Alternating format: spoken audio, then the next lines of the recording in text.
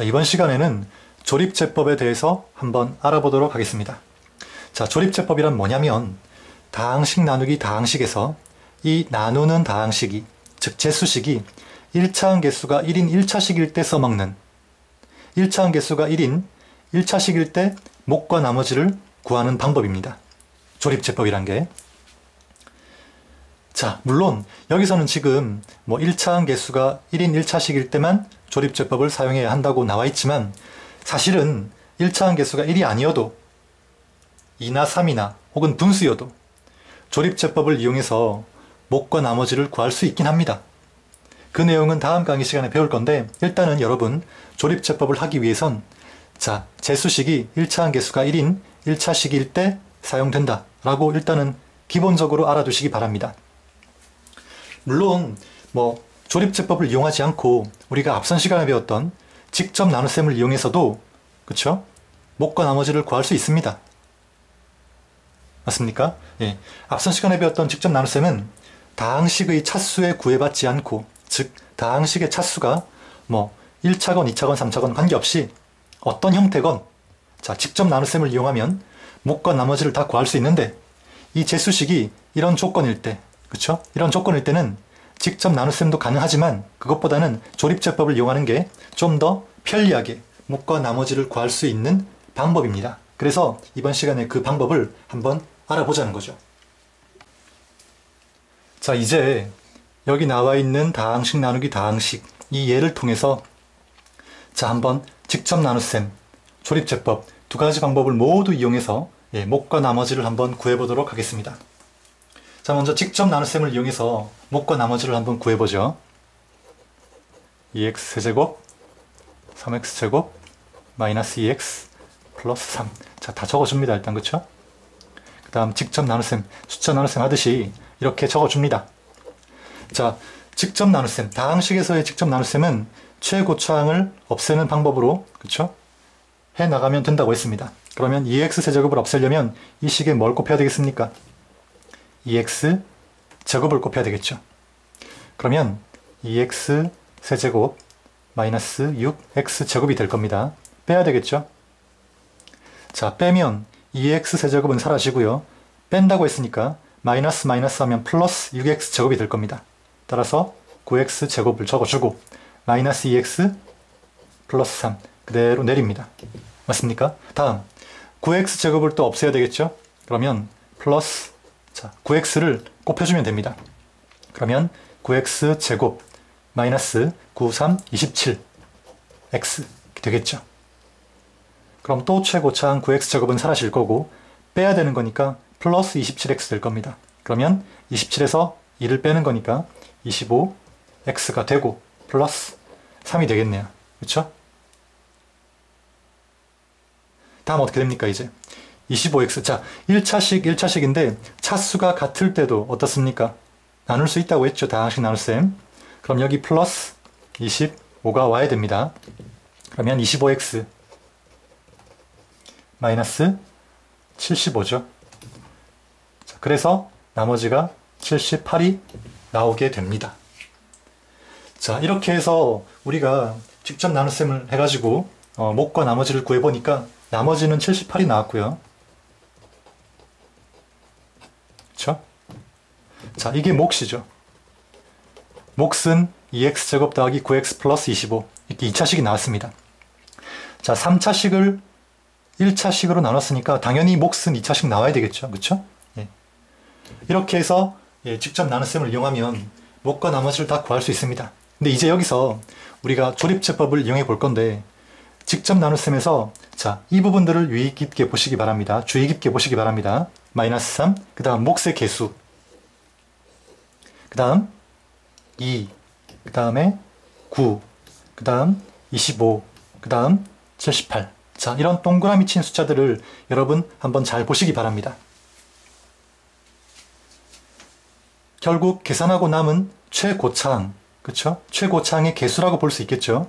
예, 이런 나눗셈 과정을 거치면서 계산하고 그 결과로 나온 최고차항 개수라고 볼 수 있겠습니다. 자, 이 숫자들을 한번 잘 보시기 바랍니다.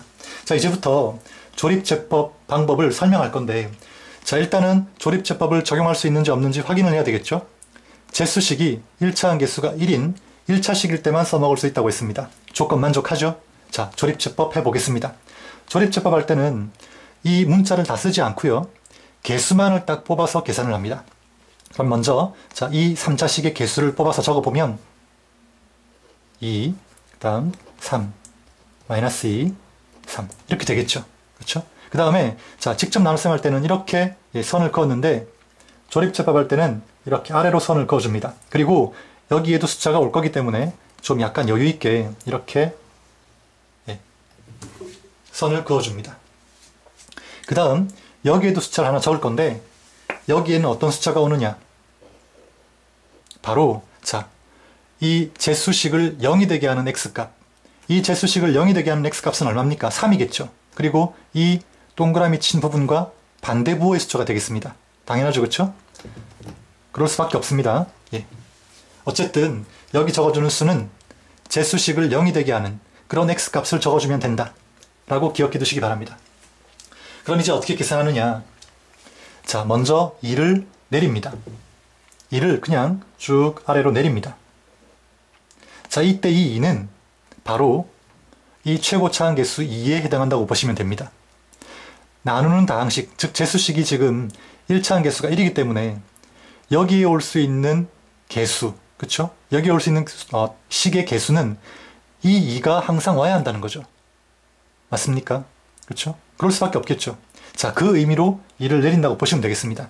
그 다음 할 과정은 3과 2를 곱한 다음 여기 적어주는 겁니다.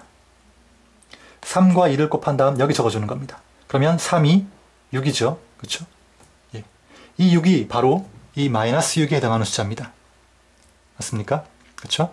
마이너스 3과 2를 곱해서 마이너스 6이 나왔는데 여기는 3으로 계산을 했죠. 그렇죠? 반대부호로. 그래서 3이 6이 나오는 거죠. 됐습니까? 이 6은 이 마이너스 6에 해당한다고 보시면 되겠습니다.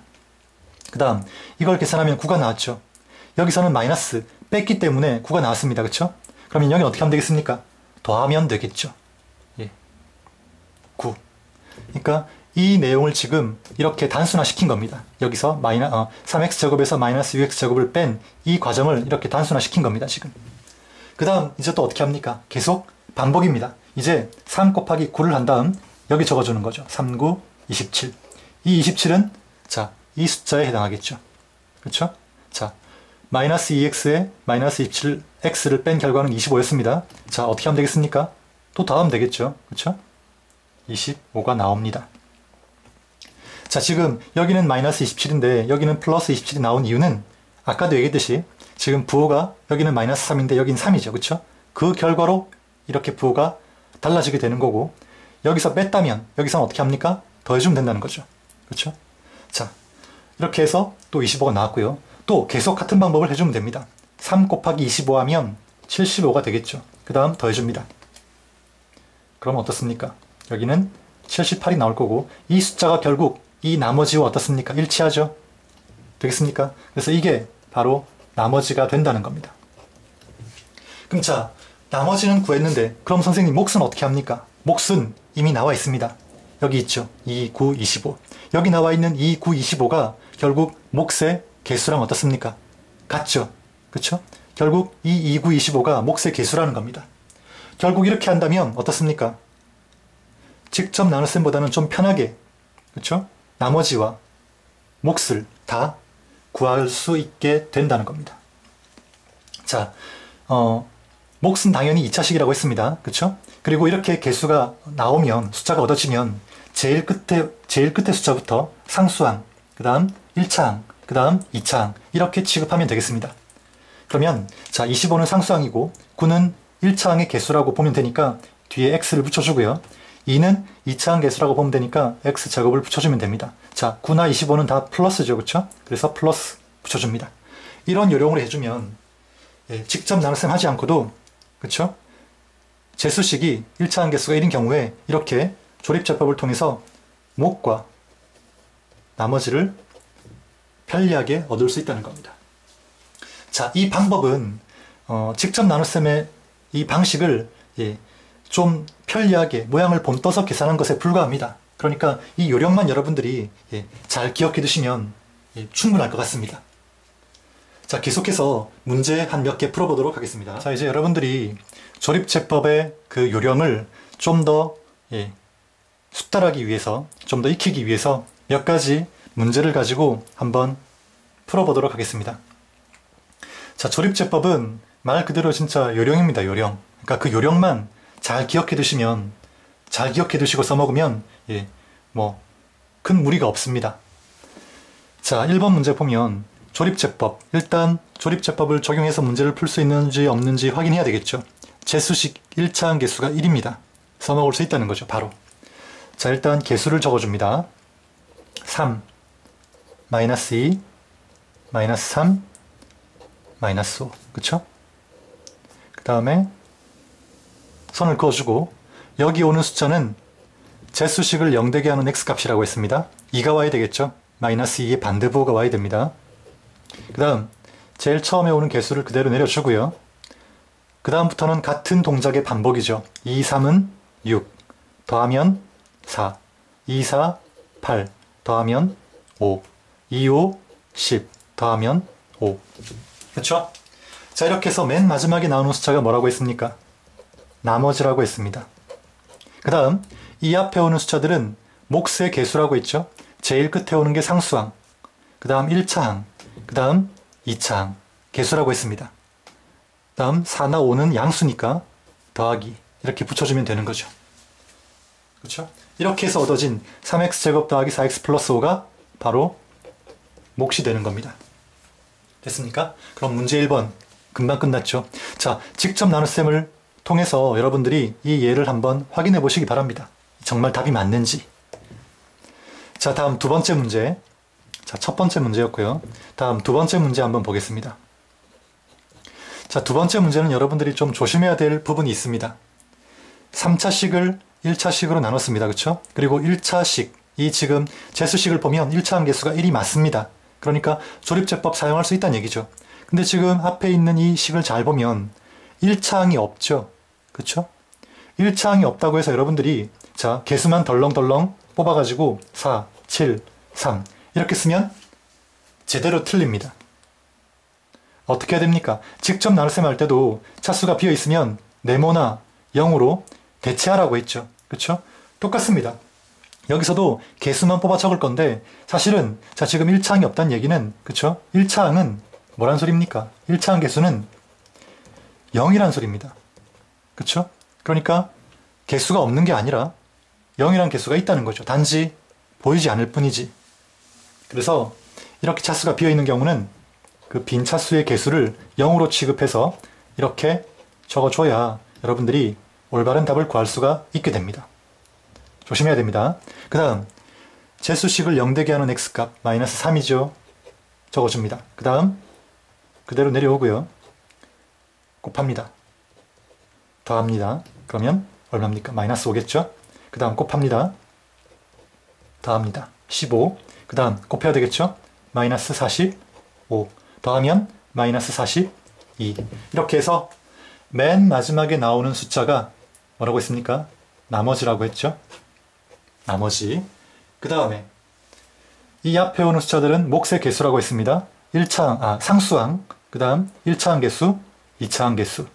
자, 5는 마이너스. 부호 쓸 필요 없죠? 15는 양수입니다. 플러스. 이렇게 해주면 된다는 거죠. 그럼 바로 4x제곱 마이너스 5x 더하기 15. 이게 몫이 된다는 거죠. 되겠습니까? 자, 별로 어렵지 않죠? 자, 2번 문제. 빈차수 있을 경우에는 그 빈차수의 개수를 0으로 취급해서 적어줘라. 안 쓰면 안 됩니다. 그러면 틀리게 됩니다. 다음 문제 2번 한번 보도록 하겠습니다. 자, 문제 2번은 어떻습니까? 주어진 식이 자, 보면 3차식입니다. 그렇죠? 3차식을 1차식으로 나누었을 때 자, 이 1차식을 잘 보면 1차항 개수가 1 맞죠? 조립제법 쓸 수 있습니다. 몫과 나머지를 각각 자, 몫과 나머지가 각각 자, 이렇게 2차식 그 다음 나머지는 20 이렇게 나온다고 했습니다. 이때 조립제법을 이용해서 상수 a, b 값을 정하여라 그랬네요. 그렇죠? 한번 해보겠습니다. 먼저 조립제법을 하려면 개수만 따로 떼서 적어야 되죠. 1. 빈차수가 없으니까 순서대로 적어주면 되겠습니다. a 마이너스 1 그 다음 b입니다. 자, 조립제법을 하기 위해선 또 숫자 하나가 필요하죠. 여기 어떤 숫자가 와야 됩니까? 제수식을 0되게 하는 x값 2죠. 그쵸? 이렇게 와야 됩니다. 자, 이제 한번 해보겠습니다. 일단 1을 내린다고 했죠. 제일 앞에 있는 숫자는. 제일 앞에 있는 최고차항계수는 그대로 내려주면 됩니다. 그 다음 이 1은 2.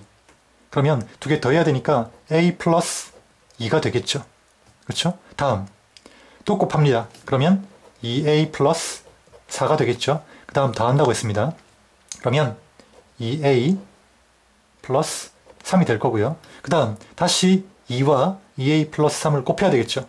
그러면 4a 플러스 6이 되겠죠. 그러면 자, 이 계산 역시 더해야 되니까 4a 플러스 b 더하기 6 이렇게 될 겁니다. 그러면 자, 여기서 제일 마지막에 나오는 이 부분이 뭐라고 했습니까? 나머지라고 했죠. 그렇죠? 그럼 나머지가 20이라고 했으니까 결국 4a 플러스 b 플러스 6은 20이란 얘기겠네요. 됐습니까? 그 다음에 이 숫자들이 결국 뭐라고 했습니까? 몫의 개수라고 했습니다. 그럼 2a 플러스 3은 상수항에 해당하니까 9가 돼야 될 거고요. 그렇죠? 그 다음 a 플러스 2는 1차항 개수를 의미하니까 5가 돼야 되겠죠. 자, 이 두 개를 계산해서 확인해보면 아마 같은 값이 나올 겁니다. 여기서 계산하면 a 얼마 나옵니까? 3 나오고요. 그 3을 여기 대입해봅시다.